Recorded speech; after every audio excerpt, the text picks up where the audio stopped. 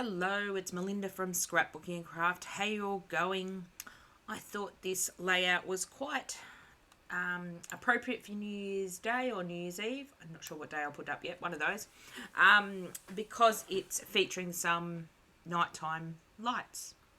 So these photos are from Glow Night in Bendigo in 2020. So starting off with some Beati cardstock, which is 200 GSM mixed media cardstock. And I'm using some of my Delusions ink sprays, but I'm not actually spraying. I'm using the smooshing or kissing technique. Apparently that's what it's called.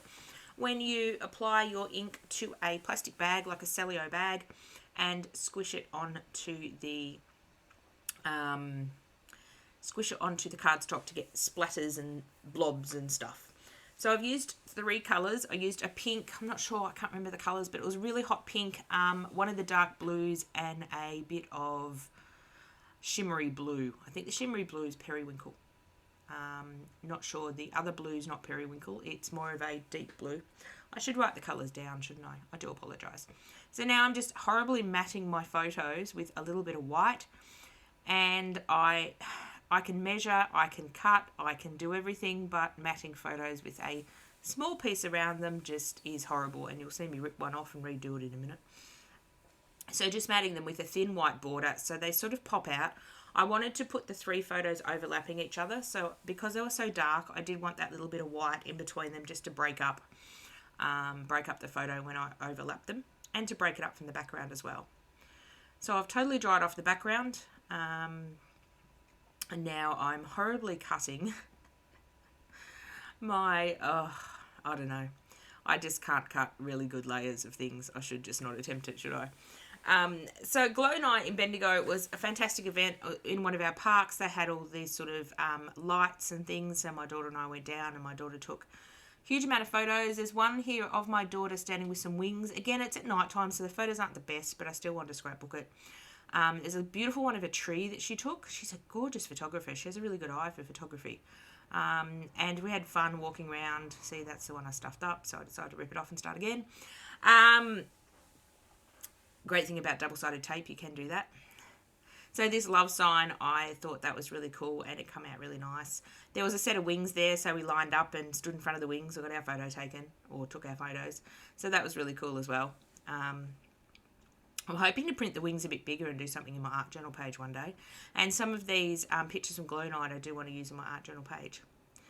So just fiddling around with the layout. See how the white border around the photo on the edge of the wing one actually pops against the tree. So I decided it needs some more texture. So what was close at hand was my Little Art by Marlene box. Now this is the last 2 advent calendars, not this year, not 2022.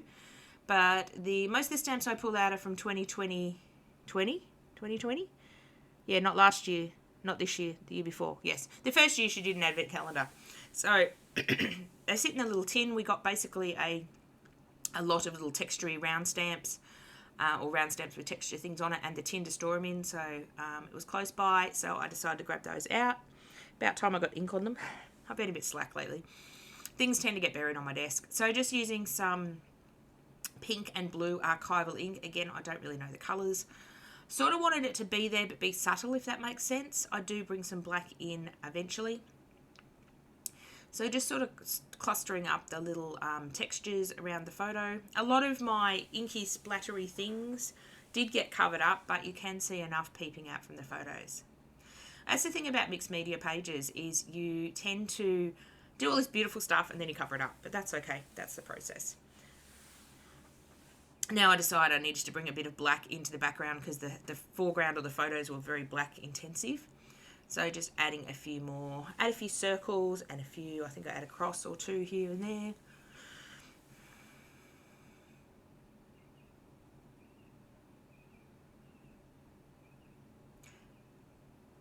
I must have had a break for a reason and reset the camera. So then I decided that I will have to stick some of my chipboard on there. So I was sort of umming and ahhing. I didn't want a lot, but I wanted something. So these little heart flourishes that were released in 2020 sort of reminded me of wings in a way, because I wanted something subtle but not overpowering, because I liked how the layout was. But it's not a layout from Scrapbooking and Craft, so I stick some of my own products on it. So I just take my ink pad and dab it over the top of the ink flourishes, and I do cut them in half. I cut a lot of my pieces up, even though I make and produce them and could make them in different sizes. I find when it finally comes to actually sticking them on a page, I tend to cut them up or split them up. So I didn't want a heavy black line on my, heavy blackness on the chipboard pieces, so I just did it with the ink pad, and it was quite subtle, and it skipped a little bit here and there. So then I decided I wanted to mount my entire piece on a black piece of paper, so I trimmed off about 1/4 inch off two sides, so then I could mount it on the black, and it really makes it pop. Again, fizzing around with placement. So just attaching that with double-sided tape. You'll see my trick here.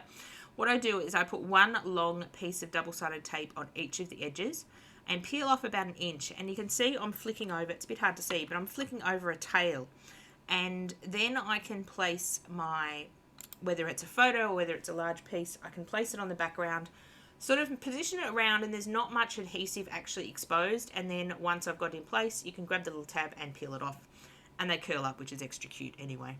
So I tend to use that to help me line things up. All my things are never perfectly lined up because that's just me, but good enough is done at the moment. Isn't that terrible?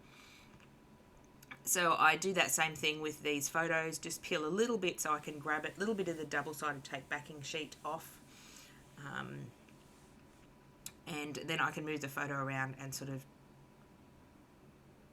without committing to where I'm sticking it. So I really like this layout. It was fairly simple and fairly quick, but I do like the effect of it. I have a bunch more photos from Glow Night that I do want to scrapbook or use in my art journal, so hopefully those will be coming soon. Just need to find that thing called time. It keeps eluding me lately. But I did want to get something up for you for New Year's Eve or day.